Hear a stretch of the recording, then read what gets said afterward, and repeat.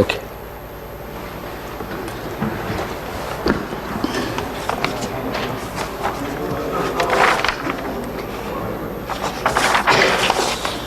మల్రెడ్డి రంగారెడ్డి రామ్మోహన్ రెడ్డి వీళ్ళైతే కాంగ్రెస్ వచ్చి మిగతా తీసుకొస్తారు.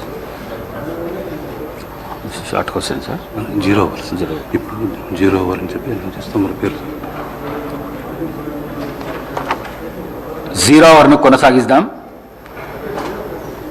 మొదటిగా శ్రీ మల్లారెడ్డి రంగారెడ్డి గారు.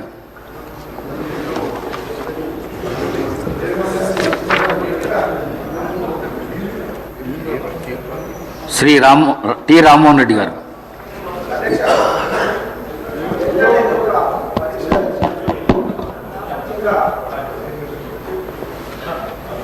ఎవరైతే ఇన్ సర్వీస్లో ఉన్నటువంటి ఉపాధ్యాయులకు కూడా టెట్ పరీక్షకు కంపల్సరిగా వాళ్ళు రాయాలని చెప్పి ఎన్సీఆర్టీ కేంద్ర ప్రభుత్వ సంస్థ కొన్ని మార్గదర్శకాలు జారీ చేసింది అధ్యక్ష.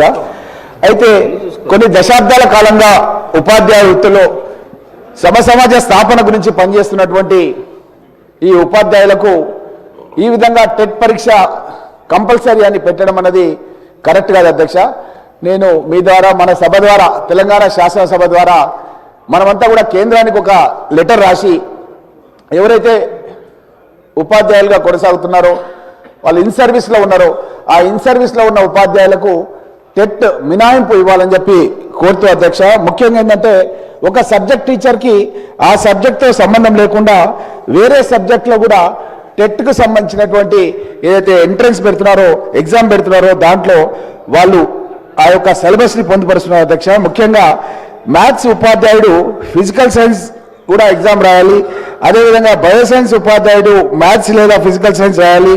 ఫిజికల్ సైన్స్ ఉపాధ్యాయుడు మ్యాథ్స్ లేదా ఈ విధంగా ఉండడం మూలంగా ముఖ్యంగా అధ్యక్ష ఎస్సీ ఎస్టీ బీసీ మైనార్టీ ఇట్లా చాలామంది ఉపాధ్యాయులు వెనకటికి ఎప్పుడో దశాబ్దాల కింద వాళ్ళు సెలెక్ట్ అయ్యి జాబ్స్ చేస్తుంటే వాళ్ళు ఇది రాయకుంటే కనుక ఉద్యోగం నుంచే తీసేస్తామన్న విధంగా ఆదేశాలు ఇచ్చారు అధ్యక్ష. కాబట్టి మనం వెంటనే మన శాసనసభ ద్వారా మన ప్రభుత్వం ద్వారా మనం ఒక నిర్ణయం తీసుకొని మన రాష్ట్రంలోనన్నా మినహాయింపు మన ప్రభుత్వం ద్వారానన్నా ఇవ్వాలి, లేదంటే కేంద్రానికి లెటర్ రాసి కేంద్రమైన మినహాయింపు ఇచ్చే విధంగా కృషి చేయాలని చెప్పి మీ ద్వారా కోరుతున్నారు అధ్యక్ష.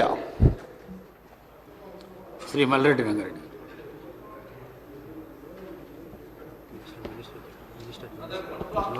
అధ్యక్ష 1 మినిట్ మినిస్టర్ గారు జూపల్లి మినిస్టర్ గారు